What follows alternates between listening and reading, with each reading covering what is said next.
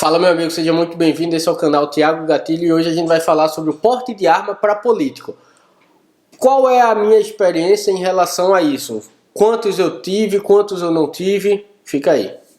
Meu amigo, esse é um assunto que, para a grande maioria das pessoas, não faz nenhum sentido eu estar fazendo o vídeo, porque o cara dizer, pô, Thiago, eu não sou político, para que eu vou querer saber sobre isso? Mas é importante você saber para a gente ver como é a questão dos pesos, duas medidas. Por quê? Ao longo desse meu tempo fazendo assessoria com loja de armas e trabalhando no ramo de armas, eu fiz muita efetiva necessidade para políticos, deputados, vereadores, algumas pessoas do executivo também, pessoas famosas, né? Que são políticos. E algumas dessas pessoas eram reconhecidamente contra a arma. Ele era a favor do desarmamento, mas eles pediam porte e tinham porte deferido, tá? Ironia, né? Que ironia do destino, mas enfim. O porquê disso? Muitas vezes, eu já falei algumas vezes aqui, que não é o fato de tu ser político, tu ser famoso, tu ser influente ou não, que vai te dar o porte, e sim o tempo que você correu risco ou a forma que você comprovou a efetiva necessidade seria analisado de forma imparcial. Só que um tempo desse atrás, e eu estava me lembrando disso hoje cedo, por isso que eu resolvi fazer o vídeo, eu percebi, e eu cheguei à conclusão fazendo os comparativos, que a grande maioria dos pedidos de porte que eu fazia para político eram deferidos. Tem um ou outro aí que era indeferido e eu acho que já era negativa política, porque ele era de oposição, era toda uma situaçãozinha lá na questão política lá da região que eu trabalhava.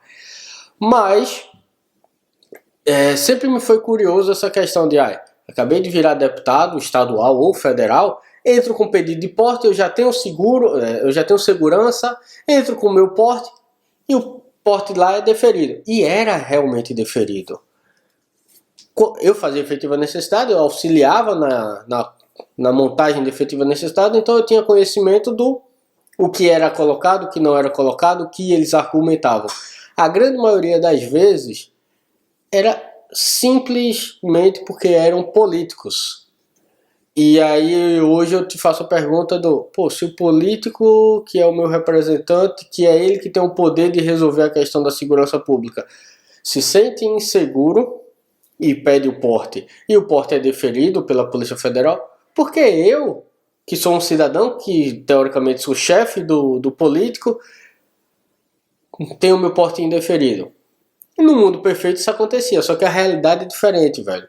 Todo órgão público, independente de qual seja, a influência da pessoa ou do requerente conta. E não adianta dizer, é a coisa mais certa do mundo, não é? Não, infelizmente é como acontece, pô. Não tô querendo dizer que a polícia tá certa ou tá errada.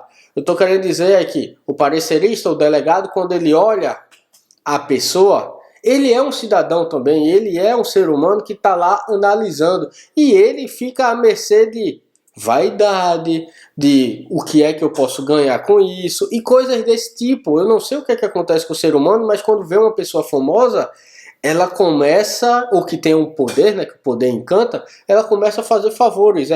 Eu até brinco que é o seguinte, essa questão de né, publicidade que a turma faz, para que o influencer que já tem muito dinheiro vai comer de graça no teu restaurante? E a gente sabe muito bem disso, que o cara chega para comer em um restaurante, o cara diz, não, só me dá um arroba, aí começa a pagar pelo arroba, né? Começa a marcar no Instagram e começa a não pagar mais nada. E aí, ele tem dinheiro para fazer isso? Um jogador de futebol, por exemplo, ele tem dinheiro para bancar a refeição, mas ele não banca porque ele é um influencer e por ele ser um influencer, ele não vai pagar. Vocês entenderam esse paralelo, né? O político entra lá com pedido, não é que ele vá pagar a Polícia Federal, mas esse poder que já emana dele para outras situações também funcionava no pedido de porte de arma. Não sei se ainda funciona, tá?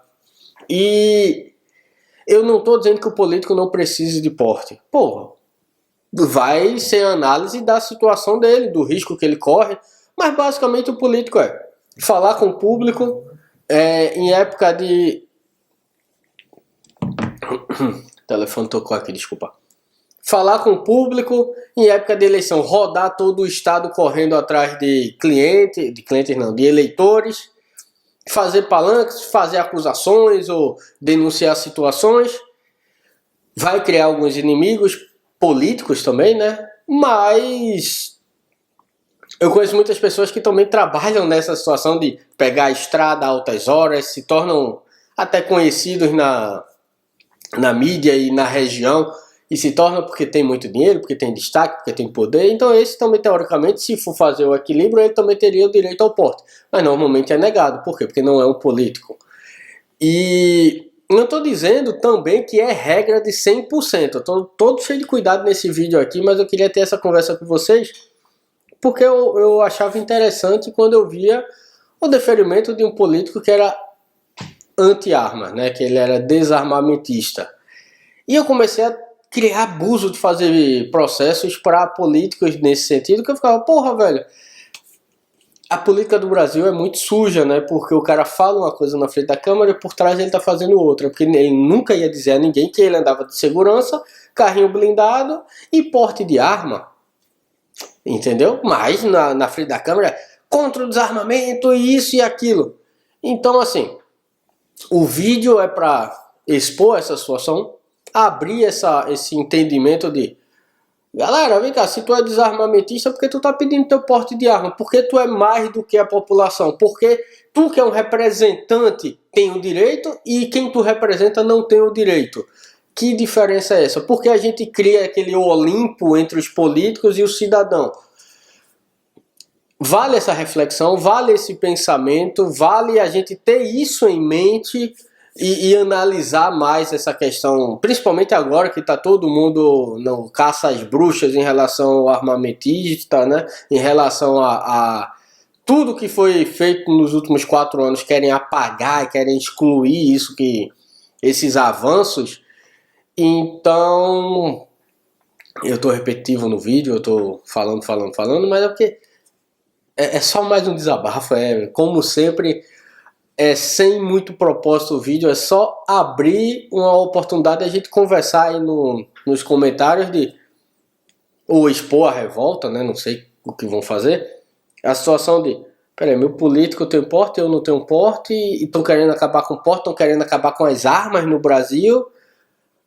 Acabar entre aspas, né? Só uma pequena parte vai ter. O clube tá fechando, as lojas estão passando por situações complicadas, que a turma não entende a situação de: vem cá, policial, juízes, todo mundo que usa arma termina comprando arma em lojas. Se tu desidrata as lojas e deixa sem armamento, sem condição de funcionamento, onde é que esse pessoal vai comprar a reposição, vai atualizar a sua situação?